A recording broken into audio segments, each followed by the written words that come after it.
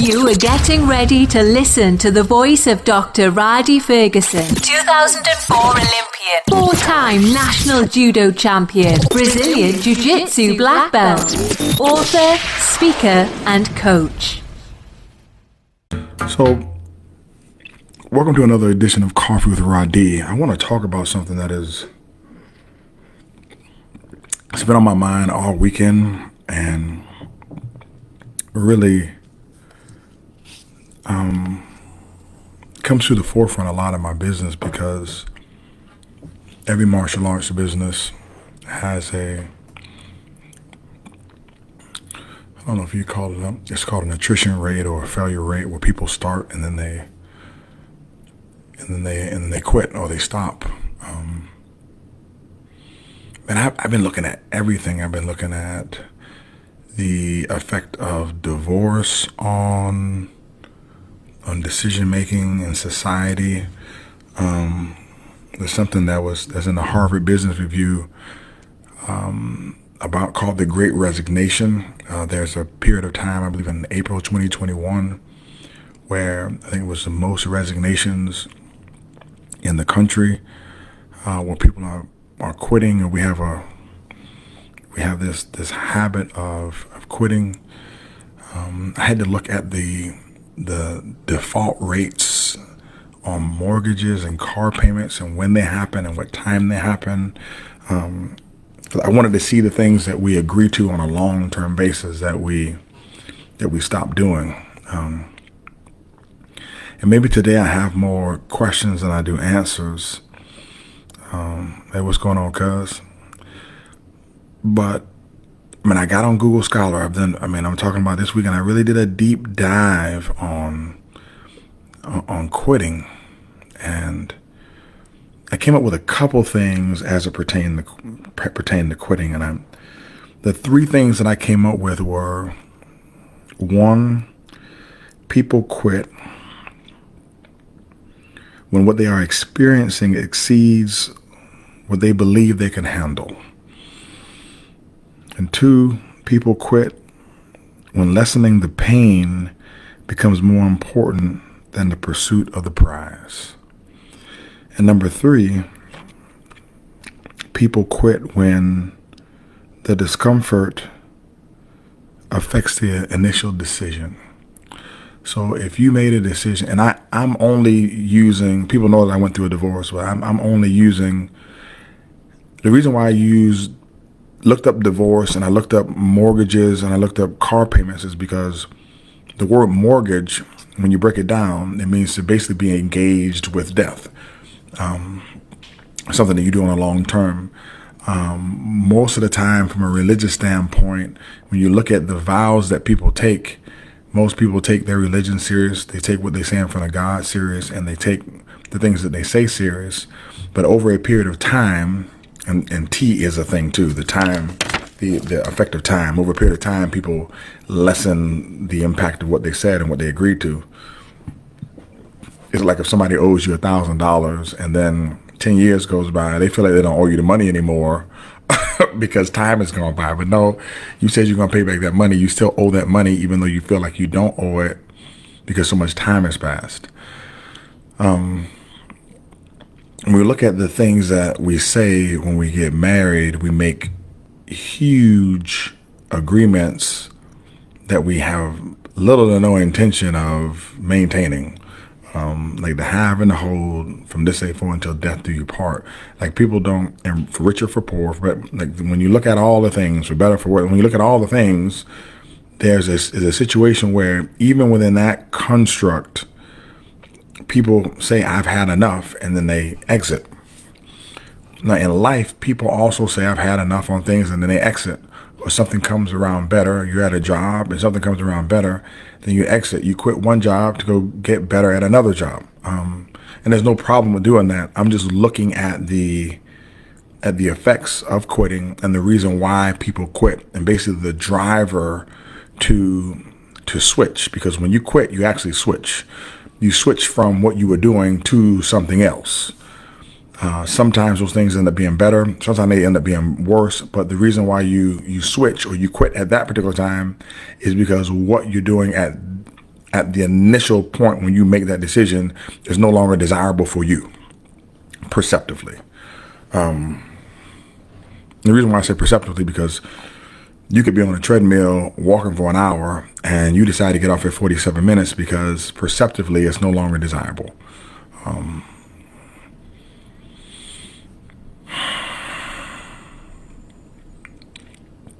In my study, I had to look at this situation where there was a group of rats or mice that the technicians in the lab caught, and they put them in water to time how long it would take for them to drown, basically a test of their resilience. Let me write that down, because that is a point that I wanted to get to in the discussion that I do not want to forget. It was basically a test of their resilience. And on the average time, the mice drowned in 2 minutes. The only thing that impacted the experiment was later on when the mice were drowning, for the next set of mice, at like the minute 45 point, they pulled the mice out of the water. And then they did the drowning experience again. And the mice lasted for hours, sometimes a day. And the reason that happened was because there was hope that they would be saved. So when I was looking at quitting,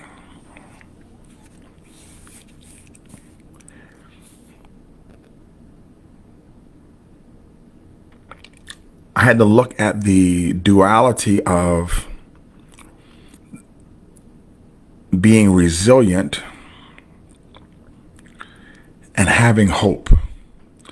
And then the concomitant relationship between the building of resilience with instilling hope.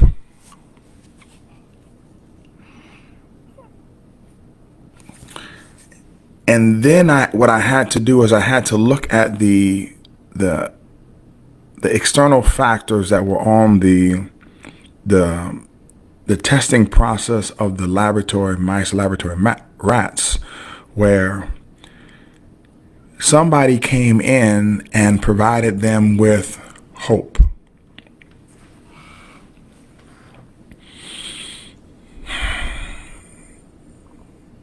Now, when you're coaching, all right,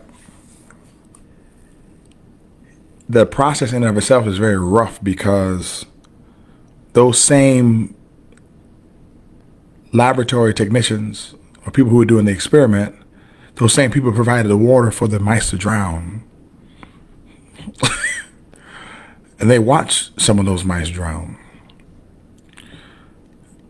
And then they provided a helping hand, which was then perceived by the mice as hope. And when I looked at all the main factors that cause people to quit, like when what they are experiencing exceeds what they believe they can handle, when the lessening of the pain becomes more important than the pursuit of the prize, and when the discomfort affects your initial decision. Because when you get in the water, like those mice, your initial decision is to survive, to swim, to tread, to make it. And then the discomfort gets so bad that you just decide to stop swimming and drown. And there was a time that I did a speaking tour with the Navy SEALs, and I was able to go train some of the SEALs at their amphibious aquatic training center in Virginia. And we were talking about drowning. And they said, man, most people drown because they quit. It's not because they can't keep treading the water. They just give up hope and they just quit.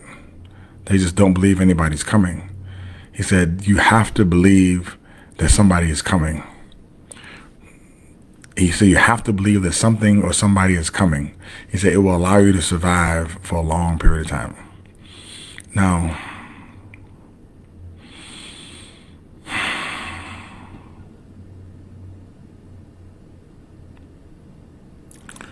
we have the question that is upon us at this particular time of, where is hope?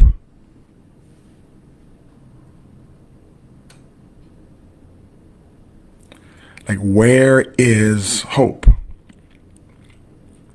So if you look at the process of quitting and how people quit and why they quit, like how do you find hope? You've been to sporting events, you've watched basketball games, you've watched track meets, you've watched the Olympics, you've watched races, you watch wrestling matches, you watch MMA, you've seen people get to the point where they just quit. And when you have a trained eye, you can even see it where the other people can't see it. You can see this point where the person just concedes and they agree to lose. As my friend TC Dantzler used to tell me at the Olympic Training Center, he said there's a point where a lot of athletes, they just make an agreement to lose.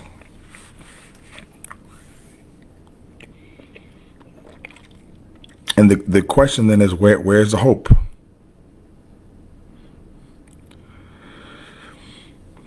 I had to really look at that experiment with the mice because the mice weren't given a Quran. They were not given a Torah.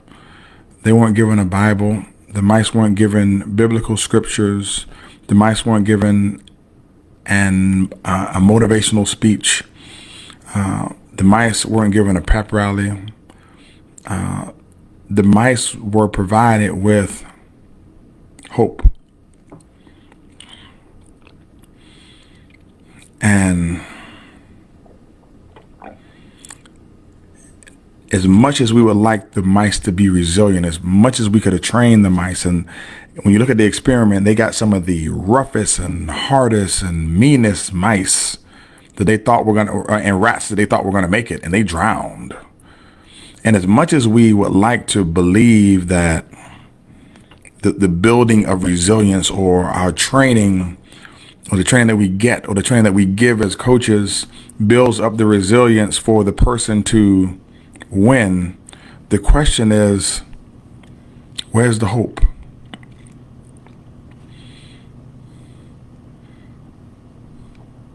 Like, where's the hope?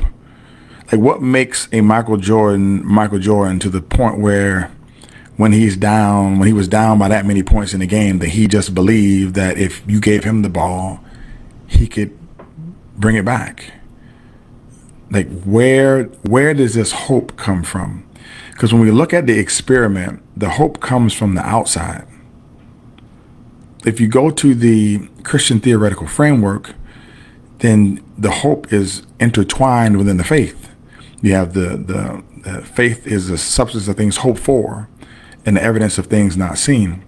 Biblically, the Bible, through the scriptures, breaks down hope on a logical and mathematical level as zero.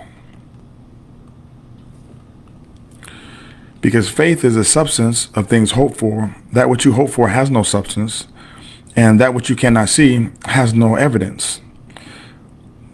So biblically, it even allows us to understand that hope doesn't exist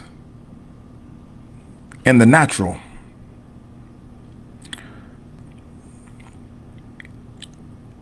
On a natural level, when the mice are in the water, before anybody offers a helping hand, they have no hope, because hope doesn't exist. The only way that hope existed is when somebody provided, Jesus, don't make me preach this thing. When somebody provided a welfare program, when somebody provided a hint of socialism, when somebody provided a piece of help, when somebody provided something that belonged to them to somebody else, when somebody decided to give, when somebody decided to plant, when somebody decided to seed, when somebody who did have decided to give something to somebody who did not have, when somebody who had more decided to give to the people who had less, when the people who sat in a situation that we would call high decided to bestow something on the people who were low, when the people who could breathe helped the people who couldn't breathe, when the people who had helped the have-nots, that was when hope was instilled.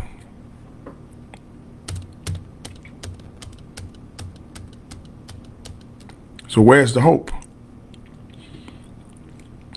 I will tell you where the hope is.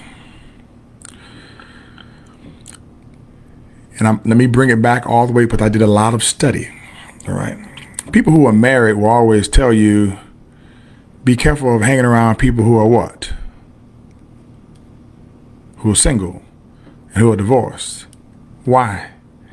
Because the way that they speak and the things that they say and the things that they do are very different. They will give you hope in a different direction. The people will also tell you in the making money space, if you want to make money, then you need to change your circle, because you need to be around people who have more money. Because why? Because the things that they say and the way that they behave and the things that they do is just different than the people that you're around.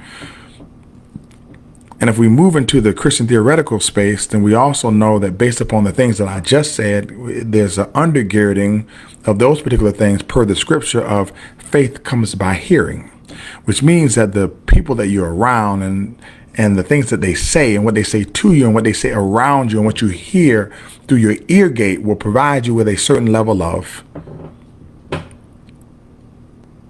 hope. And then that hope will then build your faith, because when you hear something, you're going to move when you hear something in the cognitive realm, all right? It's going to affect you in the affective realm. Then it's going to make you move or behave differently in the psychomotor realm. So the things that you hear have an effect on the things that you do and how you feel about the things that you're doing. When people don't seed into your life and tell you that you can make it and that you can do it and that they are proud of you and that they want to see you do well, and that they don't do those things, and if they don't give you the tools while telling you those things, they're not providing any hope. See, if those people who are doing the experiment were watching the mice drown and die and begin to motivate them through speeches and to read scripture to them and sing songs and to tell them they need to work harder or tell them they need to pull themselves up by their mouse straps, those mouse will continually drown and die. What the people who were doing the experiment had to realize was they bought the bucket, they put the water in there, and they also placed the mice in the water.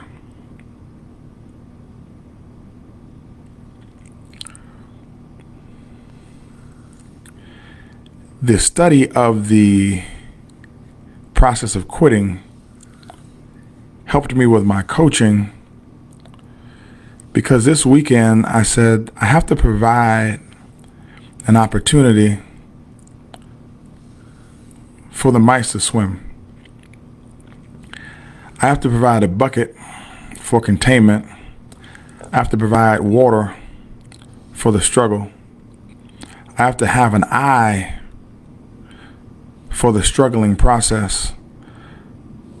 But I also need to make sure that I pull them before they die.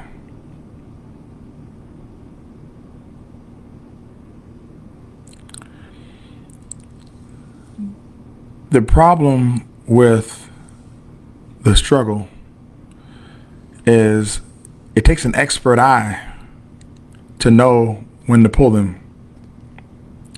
I can tell you right now, after coaching for years, I have a better eye of when to pull them. And when I was younger, I did not have the same eye that I have now.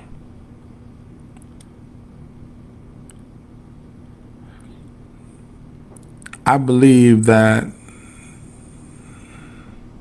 in the coaching process, it's your job to help the athlete or the client develop what we call resilience. Angela Duckworth wrote a book called Grit that I would highly recommend for anyone listening. I think Tim Grover has 2 books that he's written. that I would highly recommend too. He was a strength and conditioning coach for Michael Jordan. One of his books is Winning, that I read recently, and the other one is, and I'm going to look it up right now because it's on the tip of my tongue, but when I'm speaking it's escaping me. The other book is called Relentless and Winning by Tim Grover, and Grit by Angela Duckworth.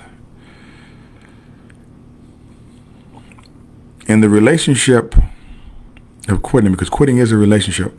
You make a relationship with quitting just like you make a relationship to persevere. What's required is for you to not give up hope.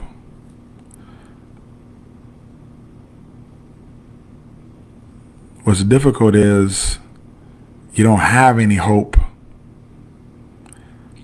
if no hope was given to you. And in my study, I was reading a book I'm looking up right now by Nicholas Wolfinger. It's like Understanding the Divorce Cycle, the Children of Divorce, and Their Own Marriages. And I'm going to read an excerpt to you and then go back to what I was talking about.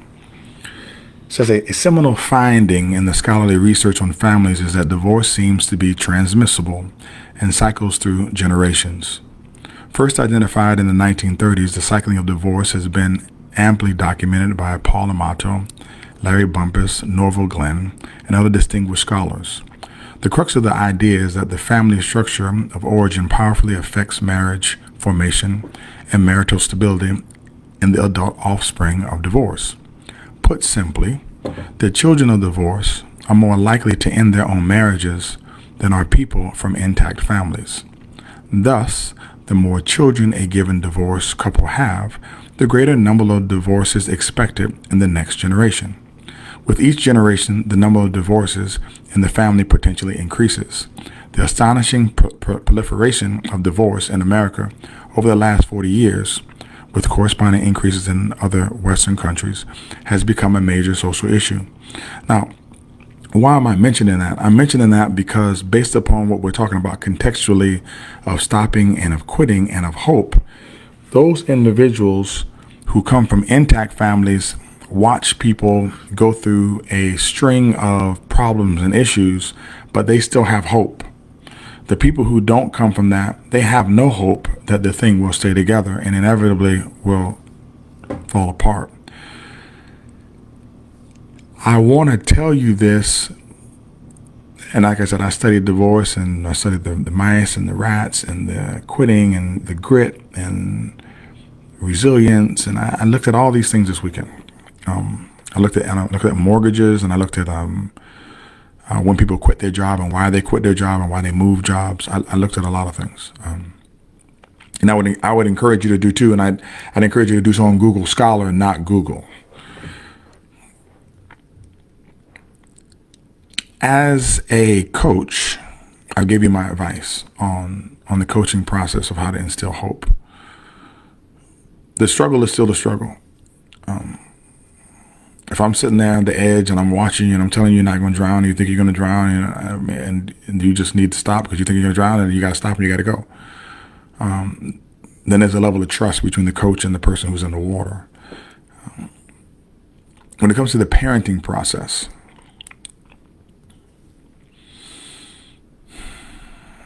I have watched and I've seen parents do this with children.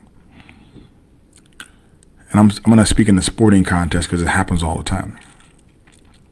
And it's a very layered discussion because there's an argument that the parent is trying to offer the child some breadth and not just depth in terms of their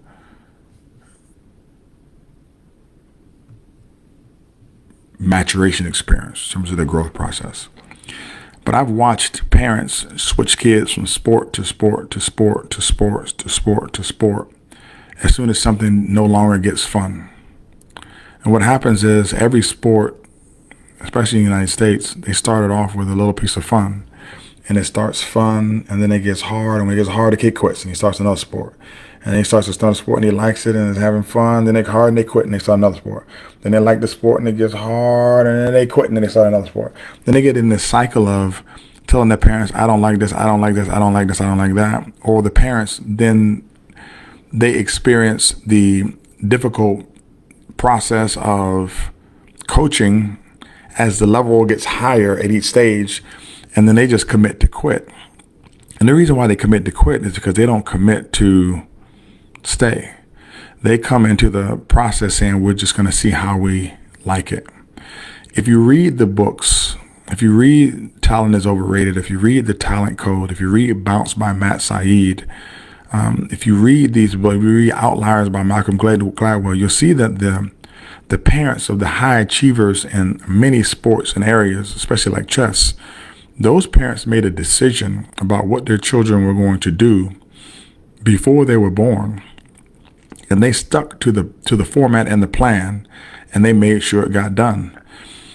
As talented and gifted as you believe, or you would like to believe, that Venus and Serena Williams are, let me assure you that they aren't as talented as you think. They are very well trained and very well disciplined. And somebody early had to make a decision on how they were going to train those two children and then not deviate from it, whether they liked it or not. Let me make this personal. I trained my children in judo. Both of my kids were national champs when they were younger. They got away from it for a little piece of time through my divorce process, and then they never stopped completely, but the level at their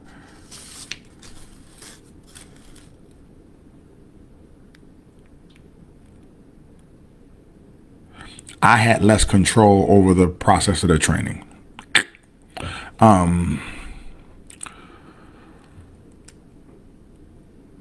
I watched them come back and do well at the U.S. Open, with Rufus winning the Golden Score division at the U.S. Open this past summer. And I can tell you as a parent, there have been many times when my kids didn't want to do judo anymore. They said they didn't want to do it. I remember one time during my divorce process when my ex-wife said, the kids don't want to do judo anymore.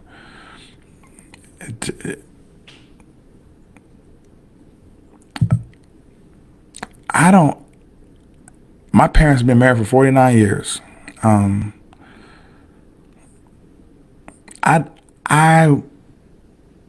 47 years old.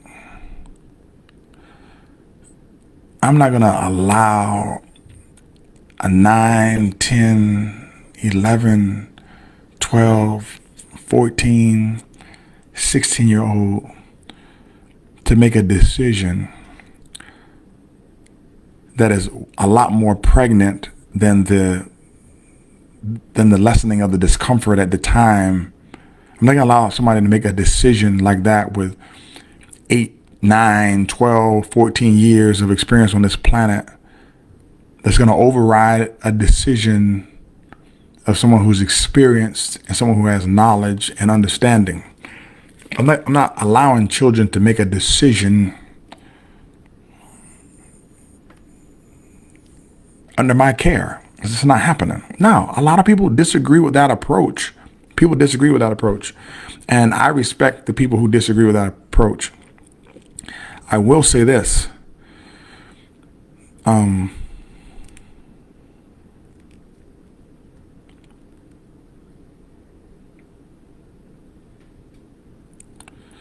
The dog wags the tail. The tail does not wag the dog. If I ask my children when they were younger what they wanted for dinner, they'll tell me ice cream and macaroni and cheese. My kids don't make that decision. And I tell parents when they come into my dojo all the time, they say, well, I want to see if the kid likes it. I said, I'm not signing a deal with a kid. I'm signing a deal with you. I said, I'm not concerned if the kid likes it. I'm concerned if you like it. What do you want your child to get from the process? Because your child's not going to always like it. And when they don't like it, what are you going to do? You're going to quit? If that's the case, I had a conversation with a parent, and they were like, well, I need to see if he likes it first. I handed the lady back this happened this summer. I handed the lady back her credit card, and I recommended 3 other places for her that were right down the street. I said, man, I think you have better success in those facilities than you were here. I said, I don't think that your rearing practices of your child are in line with the practices inside his dojo. And I think we're going to butt heads later on down the line.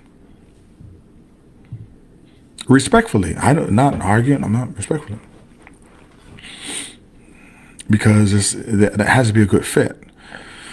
And I am not allowing kids to make a decision that should be made by an adult. And somebody says, well, where's the space for the child to make the decision? Here's the space for the child to make the decision.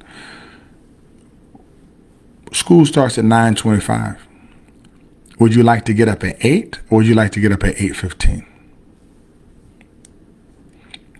Your teeth have to be brushed. Would you like Colgate toothpaste, or would you like to use Aquafresh? The kitchen has to be cleaned. Would you like to clean the kitchen this morning, or do you want to wait to clean it tonight? See, those are the choices that children make in the house. That's it. We're going to church. Would you like to go to the early morning service? Would you like to go to the later service on Sunday? Or would you like to go to church on Saturday night? We're not making a choice of if you want to go to church or not. We are going to bracket the options, and then you can make a choice of the options that are available. We're going to practice. We're going to judo practice. Would you like an easy day of practice, or do you want to do what everybody else is doing? I like an easy day. Do you need a break today from practice? Yes, I need a break. Then stay home. I give you a break, stay home. I'm not asking you if you want to go to practice or not. I mean, if you want to do the sport or not, I'm not asking you that. You do the sport based upon the agreement that we made. If we say, hey, I want you to do it for the season, you do it for the season. Oh, let me get on this point. This happened on my son's football team, but I think it happens on every team. I'm gonna tell you, if you're a parent and you allowed your kid to do this, I'm telling you, if nobody else told you before, it is weak. It's weak sauce. It's weak sauce for your child to start a season and then quit just because they're not playing. On every team, there's going to be people who play, and there's going to be people who don't play. And the people who don't play, they're still needed on the team, because you have a scout team, you got first team, second team, third team, you got special teams. So you have a lot of things on that team. And just because your kid isn't playing, for you to tell your kid it's okay to quit, that's horrible. As a parent, shame on you. What you tell your kid is, no, you started the season, you finished the season. And then if you don't want to do it anymore, that's fine. But you don't quit in the middle of the season. You do not quit in the middle of the season. You don't do it. You just don't do it. You don't quit because I'm not playing, so I quit. You don't quit. It has to be. It's unbelievable. Once the task is once begun, never leave it till it's done. Be the labor great or small, do it well or not at all. Listen, you just do the task. You just don't leave the task. You just finish. You finish. Get in the habit of completing things. Get in the habit of finishing things. Really.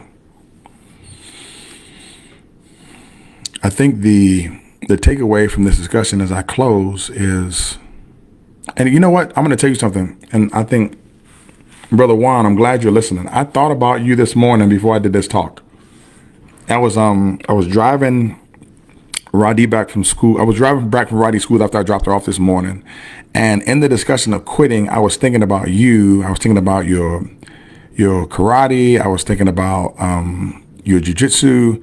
And I told myself, I said, this dude, he's never going to be able to do some inverted, upside down, X guard, funky jujitsu stuff. I said, he's never gonna do it. I said, and he's in a space where he's not going to the Masters Worlds. I said, he's not gonna do it. I said, but, and I was thinking about this when my discussion.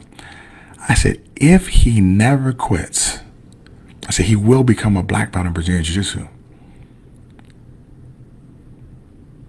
And I went back to that saying that people say is a black belt is just a white belt who never quit. And the thing about the martial arts process and the grading process of martial arts, martial arts, it gets difficult.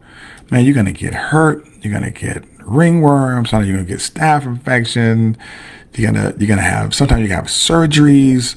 Sometimes you have a hernia, pulled groin, pulled muscle, dislocated fingers. I mean, like it's a long process.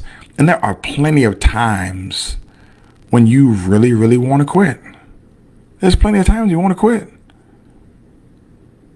Hey, thanks, Sean. And I'm doing it today, Sean. And this is basically the soft version of the version I did the other day without any cursing. So I needed to make a soft version so that people can get the same thing the other day if they were offended by the cursing. So I wanted to make two versions, Sean.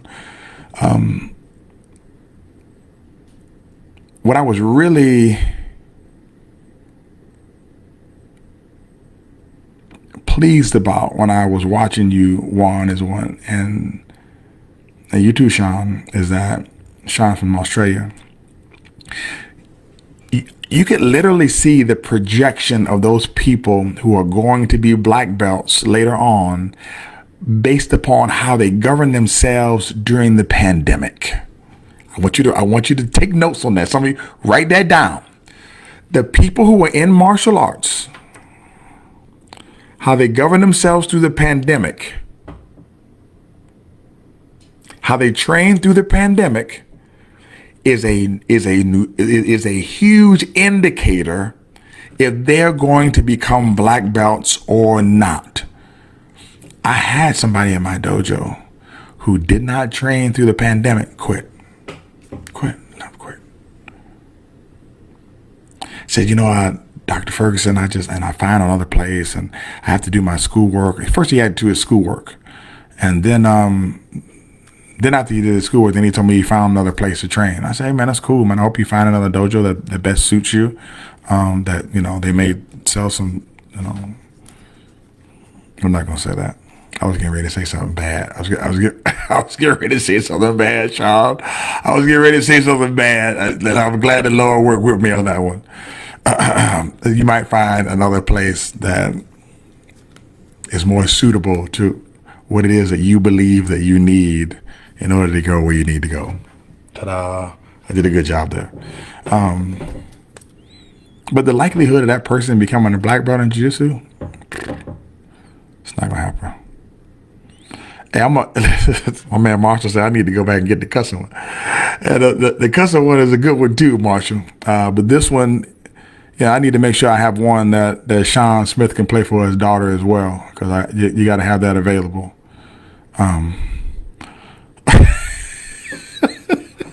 Sean said I like the cussing one too, but we need both, Sean. We need both because we don't want the messenger to get in the way of the message. Amen.